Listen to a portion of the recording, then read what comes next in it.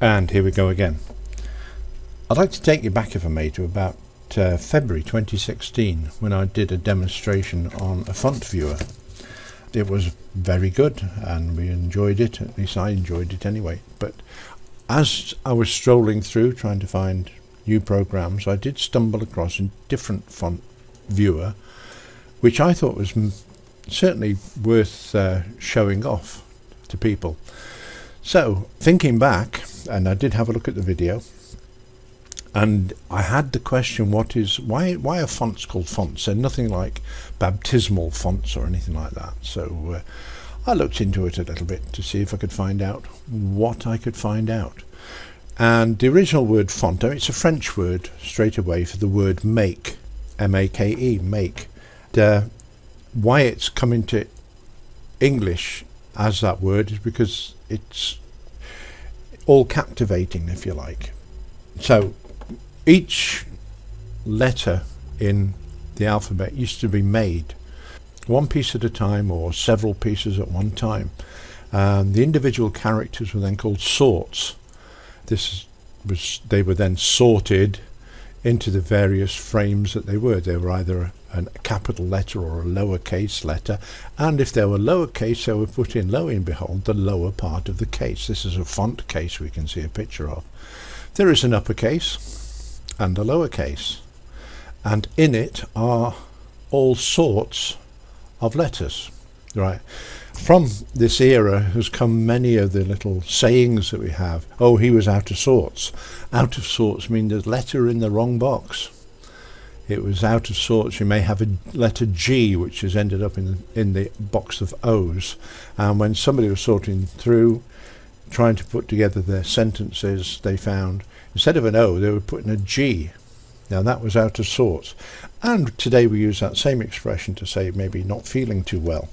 He was out of sorts. So the sort is individually cast type piece. Another saying which has come from that particular era is when somebody says, mind your P's and your Q's. Mind your P's and Q's. Common in English, certainly. And that's because P and Q were next door to each other in this lowercase and the uppercase character case here.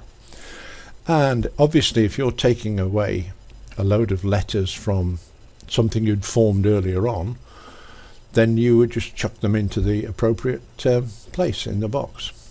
And your P's and your Q's could get easily mixed up because they were next to each other and very hard to tell the difference if you held them close up. Okay, moving on a bit, the expression, oh, it's hot off the press, obviously came from the printing era, where something which was brand new, it was news, it was sort of latest news that we hear, it's hot off the press, which I think was very appropriate. Another saying which sprung to mind, I didn't know this when I first started out on this voyage, but found out since, that because each letter was made out of a mixture of metals, predominantly lead, they were heated up to melting point and then melted into the various casts which were available. There would be a letter A or B or C or D, and they would cast them. And if somebody ended up doing, say, a lot of E's or a lot of A's, a lot of B's, they ended up being casting the same type, or typecasting, because they were all the same. Actors and actresses nowadays, if they end up doing similar roles all the time, i.e. you're always a goodie or always a baddie or always a witch or always a prince or always a whatever. I think Morgan Freeman comes to mind when he's always God in the films, isn't he? You know, if you want to have a good God, you've got to get Morgan Freeman. Although I don't think he's typecast, but that is just my impression of typecasting. Anyway, there we go. That's a little bit on the history of the fonts. So we would end up with the little fonts. I mean, some artists would etch away at a piece of material to create the letters like an A or a B, and they would make them fancier than others, so you end up with all sorts of fancy fonts. And this particular program, which I'm going to show you in just a moment or two, will illuminate a lot of these fonts that we have or are available to us, these characters that were made, the makes, or the sorts. So let's take a look. I'll just close this window a bit, and I go to Opera browser and have a look. I did put a link here on the suggestion bar where I can link to the font viewer. The reason I'm using Opera, by the way, is because Firefox and Google Chrome have given me nightmares just lately, or Windows, one of the two or three. So I decided to try Opera for a change, and I quite like it. So there we go, little plug for Opera browser. It's almost ad-free by design, so you end up with adverts every 2 minutes. Although there's still quite a few, but they're not every 2 or 3 minutes. Anyway, back onto track. Let's have a look at Font Viewer. If I click on there, it should take us to. Doesn't, but it should take us to this page, which is us.fontviewer.de. It's a German Deutsch site. With this particular program, we can have a look at fonts and open typeface, true typefaces, etc. We can do a comparison for multiple fonts at once. We can look at the quality of the architecture of the various fonts. We can filter, which I shall show you during this demonstration. We can get information from, we can view the various different types, and we can manage, temporarily install or delete fonts that we maybe just want to use as a one-off and take it away. We can print from the program as well, single font or lists of font or list of different fonts doing a certain sentence. Let's have a look at it. To download, if we have a look on the right side here, we have download Windows 64-bit version 3.4. If we click on that, that doesn't set you to download straight away, because here it will give you a second bite of the apple, if you will. If you've got a 64-bit version of Windows 7, Windows 8 or Windows 10, this is the one for you here. It's a DP4 font viewer executable program, and if you've got something a bit slower like an old 32-bit version, you can still download it in the 32-bit version there. So let me click on there. It will hopefully put this in my download folder. It's not a big program, it's only a small program. That'll do for the internet. We'll close that off. I'll go to downloads, and here's DP Font Viewer exe. Now all I have to do is click on it. I will get asked the question, are you sure you want to do this? Because it might be full of viruses. Well, I have checked it earlier for viruses, and I've checked it for malware, etc., and so forth and so on, and it's nice and clean the way you'd expect it to be. As you can see, I have been playing around. Font Viewer demonstration for Plugit, 23rd of October 2018. Now if we don't like that, if we wanted to change it, let's change it to something else. Let's say Christmas card for, can't spell, Santa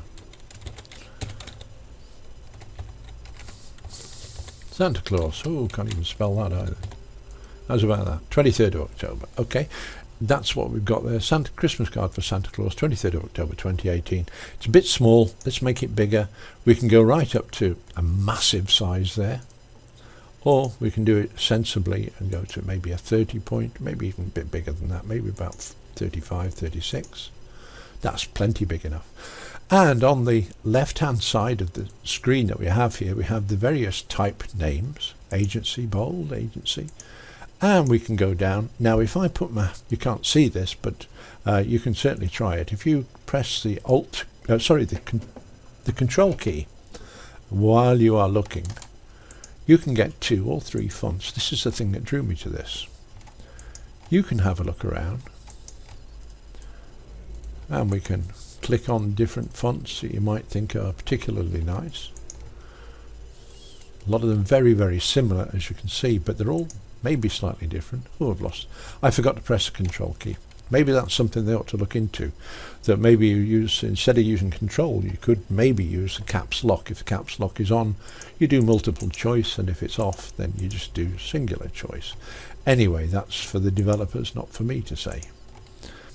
So there we are. That's my favourite font there, Devroy, which I've only just installed during the practice run on this demonstration. So forgot to take it out. Never mind, we can do it on something else. So this is the font viewer. You can go down here. If I press the down arrow, once I've clicked into the left hand pane there, I can use the down arrow and literally go through every font I've got on the computer one at a time. We can see there's quite a few. There's actually 387 there. Okay, so let's have a look at the menus here. File, search subfolders, right? Print font list. We can print font list options. Oh, sorry about that. We can preview it. We can have a look at the general idea. We can find the printers, etc. That's fairly straightforward. If we want to have a look, I have some different fonts here. In fact, I won't do that. I'm going to do something different now. If I go back to the internet, how do we get hold of fonts? New fonts. Let's have a look. If I do, I'll call it True Type fonts because that's what I want. True Type fonts for Christmas. Download. And we'll make that free as well, because we like free. Free's good. Christmas fonts. Wow. Beyond the Wonderland. Okay, we'll just for the demonstration, Beyond Wonderland really appeals to me. This is free for personal use, so it will come off my computer once I've finished with it for today. There we are, Beyond Wonderland. Zip. It's gone to my download folder, I believe. Close that down. If I go to my just let me confirm it's there first, because I've been caught out before. There it is, Beyond Wonderland. If I open that up, there it is, Beyond Wonderland True Type font. I just drop that onto the desktop somewhere. Then if I want to go to this folder again, I can go to the desktop, and there's Beyond Wonderland. Okay, and that's what it looks like. Christmas card for Santa Claus, 23rd October. That's really quite nice. So I can leave it on the desktop, or I could install it. If I literally highlight it there and click Font Install, continue. Job's good. That's it. It's done. So there we are. I can now delete that, put it in the bin. Whoops. I did install it, didn't I? Yes, I did. There it is. Right. Oh well, come back to that in a minute. It never works as planned, does it? So, back to the program, which I closed rather than came out of, but it doesn't matter because it does retain the information that we have here. To get it to go back to the Windows fonts, if I click on the folder again and go to the computer, then find the local disk, then find Windows, and then find the font folder, that one there, and click OK, we get, oh look, 389 fonts this time, because we have added in that that new font, Beyond Wonderland, which should be here. There we go. Oh, I've done it twice, in fact. Okay, so we'd only want one of them. Let me just click on the font again, and we can delete one item. Continue. There it is. It's gone. Right, we still have Beyond Wonderland in there, but just one version of it. There we go. So anyway, there's the font viewer. We can do filters, so if we click on the filter, we can have a look at sans serif, in other words, a font without the curly bits on the edge. We can have old style serifs like this. Just find one with a good serif, and then we'll do a close up on it then. That's not too bad. That's quite a nice font. Brookman Old Style, Italic, Times New Romans. There we go. Let's make that bigger again. And you can see the serif on that. Now, you can actually find, just by clicking again, sans serif, freeform serif, slab serifs. There's Clarendon serifs, modern serifs. I don't know what half of these are. I'm not even going to kid you that I do. But I tend to go between the old style serif, sans serif, which is there somewhere, which means it's a font without the curls at the edge or the little extra bits at the edge. We can do a weight class thin, We can do extra light, we can do light, we can do normal, medium, semi-bold, bold, extra bold, black. Width, we can do really wide or condensed. What's the choices on here? Extra condensed, condensed, semi-condensed, normal, semi-expanded, expanded, extra expanded, and ultra expanded. Sort of covers it all, doesn't it? And a mono-spaced, there's quite a few of them there, let's see. In fact, all of them are mono-space, as we can see. Choices, only mono-spaced, right? So there we are. Quite big spaces on some of them though. So I'll take the filter off and we're back to where we were. So this is, as you can see, it's quite a versatile package altogether. We can view it in its various different forms, but most of the character sets there.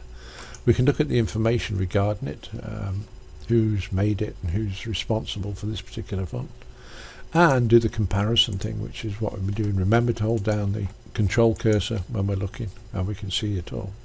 So there we go. This is probably just about it, I think. Can't think of anything that I've missed.